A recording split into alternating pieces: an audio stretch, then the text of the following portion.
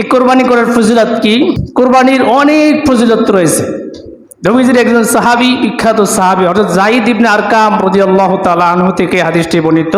এই হাদিসটি সুনান ইবনে মাজাহ এবং মুসনাদে আহমদ শরীফের রয়েছে এবং মিশকাত শরীফের 129 নং পৃষ্ঠায় এই হাদিসটি উল্লেখিত রয়েছে।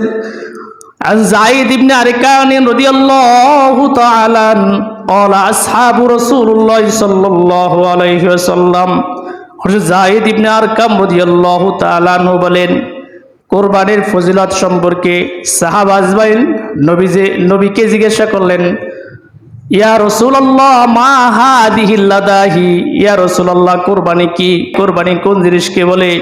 ক্বালা, নবীজি সাল্লাল্লাহু আলাইহি ওয়াসাল্লাম উত্তর দিলেন, সুন্নাতু আবিকুম ইব্রাহিম আলাইহিস সালাতু ওয়াস সালাম। ও আমার সাহাবীরা শুনে নাও, কোরবানি হলো তোমাদের পিতা, তোমাদের জাতি পিতা ইব্রাহিম আলাইহিস সালামের সুন্নত। তাহলে কোরবানি কার সুন্নত? ইব্রাহিম আলাইহিস সালামের সুন্নত, আমাদের জন্য ওয়াজিব। সাহাবা আজমাইন আবার জিজ্ঞাসা করলেন, ক্বালু ফামা লানা ফিহা ইয়া রাসূলুল্লাহ, কোরবানি দিলে আমাদের লাভ কি? কেননা আমরা লক্ষ লক্ষ টাকা খরচ করে কোরবানি দিচ্ছি, অনেক লক্ষ টাকা, যে টাকাটা থেকে গেলে আমি ভালো ভালো খেতে পারতাম, ভালো কিছু করতে পারতাম, কিন্তু কোরবানির সিজন আসলে আমার অ্যামাউন্ট থেকে একটা বড় ধরনের টাকার অংশ আমি আল্লাহর রাস্তায়, আল্লাহর সন্তুষ্টির জন্য কোরবানি দিচ্ছি, এতে আমার ফজিলতকে? নবী করিম সাল্লাল্লাহু আলাইহি ওয়াসাল্লাম উত্তর দিলেন, ক্বালা বিকুল্লি শাআরাতিন হাসানা।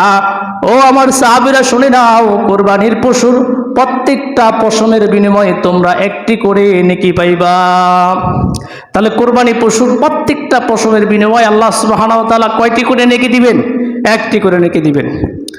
সাহাবা আজমাইন আবার জিজ্ঞাসা করলেন, ক্বালু ফাসসুফু ইয়া রাসূলুল্লাহ ইয়া হাবিবাল্লাহ, আমাদের কোরবানির পশুটা যদি কোনো ভেড়া হয়, কেননা ভেড়ার পশম একটু গোছালো আকারে থাকে, যদি ভেড়া হয় তাহলে তার ব্যাপারে বিধান কি? ক্বালা, নবীজি উত্তর দিলেন, বিকুল্লি শাআরাতিন মিনাস সুফি হাসানা। ও আমার সাহাবীরা শুনে নাও, যদি ভেড়া হয় তাহলে ভেড়ার প্রত্যেকটা গোছালো পশম একটি পশম ধরা হবে, আর প্রত্যেকটা গোছার কারণে সে একটি করে নেকি পাইবে। সুতরাং কোরবানি যারা করবে, কোরবানির পশুর প্রত্যেকটা পশমের বিনিময়ে আল্লাহ সুবহানাহু ওয়া তাআলা কয়টি করে নেকি দান করবেন? একটি করে নেকি কোরবানি দাতার আমলনামায় দান করবে। এখন কেউ যদি ভাগে কোরবানি করে, যদি একটি পশম হয়, 7 জনে কোরবানি দিলে একটি পশমের বিনিময়ে 7 জনের অ্যামাউন্টে একটি করে নেকি যাইবে।